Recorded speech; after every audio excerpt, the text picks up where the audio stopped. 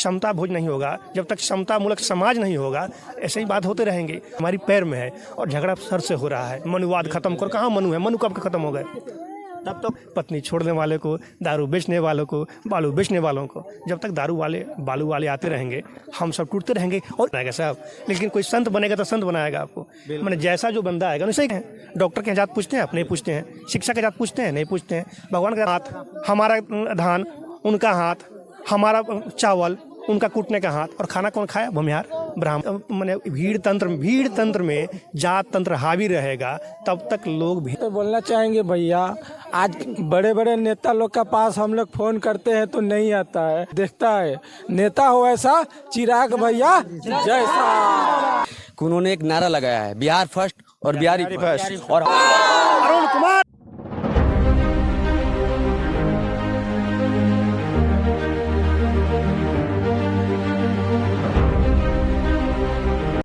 नमस्कार, मैं हूं राकेश कश्यप और आप देख रहे हैं आवाज न्यूज। अभी हम उपस्थित हैं मठिया पंचायत में, जो केसरिया के निकट आती है।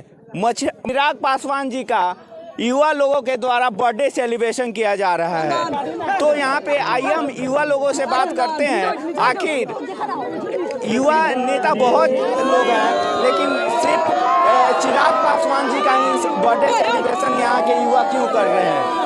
बहुत बहुत स्वागत है आवाज न्यूज में। धन्यवाद आपका आने के लिए। एक्चुअली बात क्या है कि हम सब युवा हैं, और एक युवा जो होता है ना, वहीं कोई क्रांति आता है। भगत सिंह क्रांति हो, जेपी क्रांति हो, लोहिया क्रांति हो, या जो भी क्रांति हो, चाहे आम आदमी पार्टी की हो, उसमें लोजपा बिहार में बदलाव चाहती है। और माननीय चिराग पासवान जी एक ऐसे पिता के पुत्र हैं जो डीएसपी से नेता बने थे, यानी अपना स्टार खोल करके नेता बने थे। मैंने कोई नहीं चाहता है कि मैं किसी के लिए जाऊँ, हम इतना रिस्क था कि हम चुनाव हार भी सकते थे। कर्पूरी जी के कहने पर उन्होंने अपना वर्दी खोल दिया और पॉलिटिक्स में पहली बार विधायक बने, फिर सांसद बने, बार सांसद बने, बार मंत्री बने, लेकिन उन पर एक बार भी दाग नहीं लगा। और पहले व्यक्ति वही हैं जिन्होंने बोला कि इस बिहार में मुस्लिमों को मुख्यमंत्री बनाना चाहिए, और लोगों किसी ने नहीं बनाया। फिर उन्होंने बोला कि नहीं, स्वर्ण की जो महिलाएं हैं वो खेत में काम नहीं कर सकती है, वो आत्महत्या कर ले, खेत में काम नहीं करेगी, तो जो गरीब स्वर्ण है उन्हें भी आरक्षण मिलना चाहिए। कितना मिलना चाहिए? 15% मिलना चाहिए। जहाँ लोग स्वर्णों को गाल देकर सत्ता में आ रहे थे, वहीं स्वर्णों की हिमायती कर रहे थे। एक दलित वर्ग से आकर के इतना बड़ा दिल दिखा रहे थे। तो हम कैसे उनके लिए नहीं लड़े, हम कैसे उनके लिए नहीं मरे? मैं स्वर्ण के हमारा जन्म हुआ है, लेकिन मैं जय भीम बड़ी जोर से कहता हूँ। इसलिए कहता हूँ कि बाबा साहब से हमारा जो है ना ब्लड का रिश्ता है। बाबा साहब की जो पहली शादी हुई थी ना, 700 ब्राह्मण की लड़की से हुई थी। बाबा साहब जो सरनेम लगाते हैं ना, वो एक ब्राह्मण का सरनेम लगाते हैं। बाबा साहब की कहीं लड़ाई ब्राह्मणों से है ही नहीं। बाबा साहब की लड़ाई छुआछूत से थी। बाबा साहब की लड़ाई एक समाजवाद के लिए थी। बाबा साहब की लड़ाई समानता के लिए थी। लेकिन आज के जो भटके हुए जो युवा हैं या लोग हैं, जो पार्टी के लोग हैं, जो जात पात करते हैं, बैकवर्ड फॉरवर्ड करते हैं। अभी जो मतलब करेंटली आपको मैं बता रहा हूँ, अभी जो सेशन चल रहा है जात पात वाला, जातीय जनगणना कराना, आपस में मतलब ये भूमिहार है, राजपूत है, ये महादलित है, ये कोई अदर कास्ट है, बैकवर्ड है, ठीक है, ऐसा क्यों हो रहा है अपने बिहार में? आप भी गांव से आते हैं, मैं भी गांव से आता हूं। गांव में चुनाव होता है ना वार्ड का, तो वहाँ एक ही जाति का, भूमिहार का है, पासवान का है, राम का है, या यादव का टोला होता है, तो उसमें भी जात बनता है। बनता है क्या? हमार पड़दारी, तोहर पड़दारी। और फिर उसमें भी कैंडिडेट होता है ना, होता है नेचा चेहरा आओ दूसरा, फिर उसमें होता है कि हम और तुम। तो बंटवारा जो है ना, विकास का कहीं मायने नहीं है। बंटवारा एक सूक्ष्म बम है जिसे फोड़ करके आप सबको नींद में ला करके वोट ले लेते हैं, जात के नाम पे, धर्म के नाम पे। एक चरस है। लेकिन इसमें जनता की भी तो कहीं ना कहीं कमी है।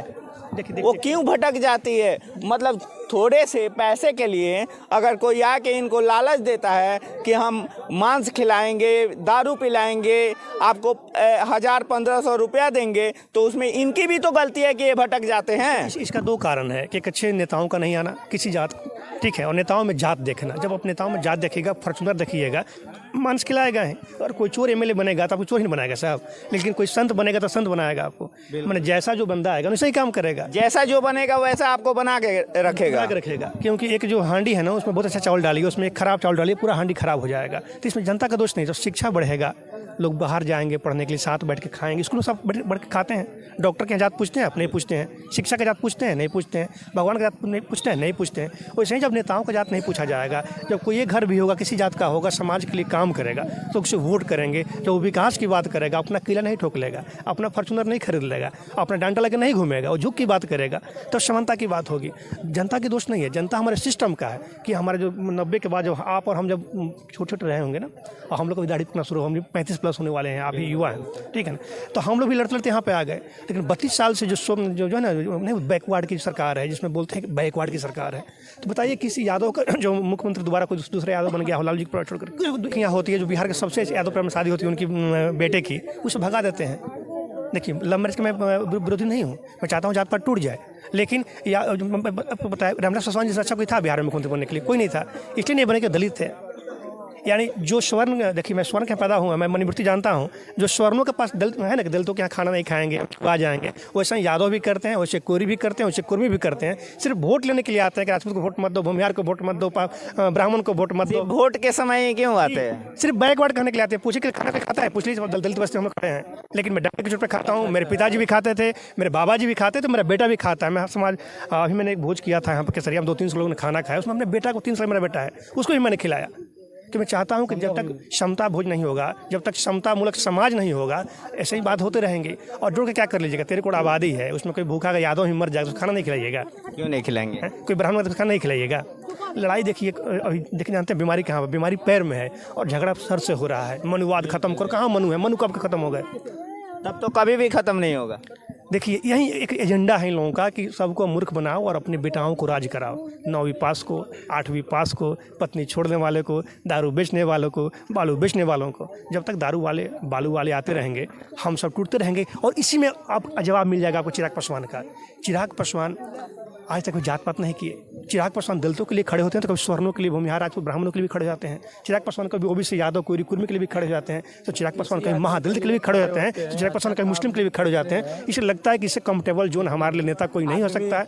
हम लोग जोड़ लगाएंगे और बदलेगा, बिहार बदलेगा सभी के लिए। उन भाई से कहना चाहूँगा कि हम लोग 1000 साल जो राज किया, हमने दलितों के बल पर राज किया था। उन्होंने मुझे मालिक बनाया था, उन्होंने हमें ब्राह्मण बनाया था, उन्होंने हमें वैश्य बनाया था। मैं सबसे विनती करना चाहूँगा कि सभी स्वर्ण के बेटा आएँ और दलित भाई को मुख्यमंत्री बनाएं और अपने माथे पर बैठाएं। कि उसमें हमारा जो रिश्ता है ना, चाचा भाई का और बाबा का रिश्ता है, उनका शक्ति हमारा खेत, उनका हाथ हमारा धान, उनका हाथ हमारा चावल, उनका कूटने का हाथ। और खाना कौन खाया? भूमिहार, ब्राह्मण, राजपूत, कास्ट। हम उनके ऋणी हैं। हमारे सबसे बड़े कोई भगवान है तो दलित भाई हैं, और दलितों पे कोई अत्याचार करेगा तो सबसे पहले भूमिहार, ब्राह्मण, राजपूत का बेटा। आपको लगता है कि अगर चिराग पासवान एज ए मुख्यमंत्री बन के आते हैं तो बिहार में कुछ बदलाव हो सकता है? सर देखिए, मैं आपको इसे आप लाइट के पास खड़े हैं ना, ऐसे ये लाइट नहीं दिखाई देगा ना। तो गाँव में एक बड़ी कहावत है कि होनहार पुत के चिकने पात होते हैं। जो होता है ना होनहार, तो देख लगता है कि उजिया जाएगा, ही नहीं होता है। देख लगता है कि भाई अच्छा डांस कर रहा, अच्छा डांस करेगा, हीरो बन जाएगा। देख के लगता है अच्छा नेता अच्छा काम करेगा। तो इंसान के बात से ही जो होता है ना, भाईवा होता है, बीडीओ का, सीओ का, कलेक्टर का, क्यों होता है भाईवा? उसको पता करने के लिए कितना क्षमता है। लेकिन मुखिया का भाईवा नहीं होता है, विधायक का भाईवा नहीं होता है, एमपी का भाईवा नहीं होता है। इसी सब मूर्ख है, उसको पता ही नहीं वो पावर क्या है। उसको पता है कि 5 करोड़ मिलेगा, 20-20 लाख लेंगे, 1 करोड़ पे 20 लाख, 1 करोड़ कमाएंगे, 20 लाख बांटेंगे, दारू पिलाएंगे, फिर वोट ले लेंगे। कि जब तक मैंने भीड़ तंत्र में जात तंत्र हावी रहेगा, तब तक लोग भेड़ की तरह मरते रहेंगे। जिस दिन जात तंत्र खत्म हो जाएगा, भीड़ तंत्र खत्म हो जाएगा, शिक्षा अव्वल हो जाएगा, उस दिन सब लोग अमेरिका इंग्लैंड की तरह मजे से रहेंगे, शादी ब्याह करेंगे, कोई किसी से जात नहीं पूछेगा, किसी का औकात नहीं पूछेगा, सब हाथ मिलाएंगे, साथ में रहेंगे, भाई दिवाली संग मनाएंगे। नेता तो बोलना चाहेंगे भैया, आज बड़े बड़े नेता लोग का पास हम लोग फ़ोन करते हैं तो नहीं आता है। चिराग भैया ऐसा आदमी है कि फ़ोन किसी भी जाति को, किसी की जाति में कुछ भी हो जाता है, मर्डर हो जाता है, चाहे कुछ भी हो जाता है, फ़ोन करने से आके वो पार्टी देखता है। नेता हो ऐसा चिराग भैया जैसा, नेता हो ऐसा चिराग भैया जैसा। और बात है, वो तो जातिवाद का नेता नहीं है, वो तो हर जाति की वजह से है। मतलब सब लोग सपोर्ट करते हैं, हर जाति के लोग सपोर्ट करते हैं। और उनमें हमको सबसे अच्छा लगता है, सब युवक को भी अच्छा ये लगता है कि उन्होंने एक नारा लगाया है, बिहार फर्स्ट और बिहारी फर्स्ट। और हमको यही देखना है, बस बिहार फर्स्ट, बिहारी फर्स्ट का यही नारा रहेगा। और चिराग भैया जिंदाबाद, बस जिंदाबाद, चिराग भैया जिंदाबाद। देखिए यहाँ पे हमारे युवा भाई लोग मौजूद हैं और बहुत ही हर्षोत्ताएं हैं, बहनें हैं, सब कोई मिलकर यहाँ पे चिराग पासवान का बर्थडे सेलिब्रेशन। जिंदाबाद,